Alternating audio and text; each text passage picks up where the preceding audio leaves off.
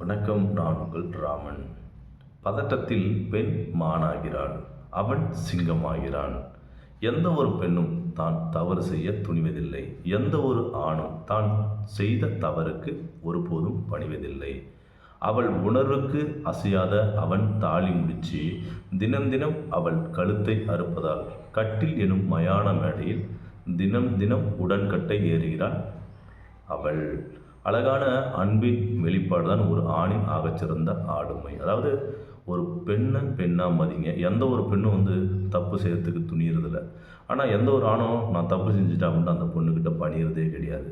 அதனால் பாசமே இல்லாத அவன் போட்ட தாலி முடித்து தினம் தினம் அவன் கழுத்தை அறுக்குது. அதனால் அவள் பார்த்தீங்கன்னா ஒரு விருப்பம் இல்லாமல் தான் ஒரு ஆணுக்கிட்ட அவள் தினம் தினம் உடன்கட்டை ஏறுகிறாள், கட்டில் எனும் மெத்தையில் அப்படின்னு சொல்லிட்டு. நீங்கள் ஒரு பொண்ணை பொண்ணாக மதித்து ஒரு அன்பால் உங்களோட ஆளுமையை வெளிப்படுத்துங்க. அதுதான் ஒரு ஆணின் ஆகச்சிறந்த ஆளுமை.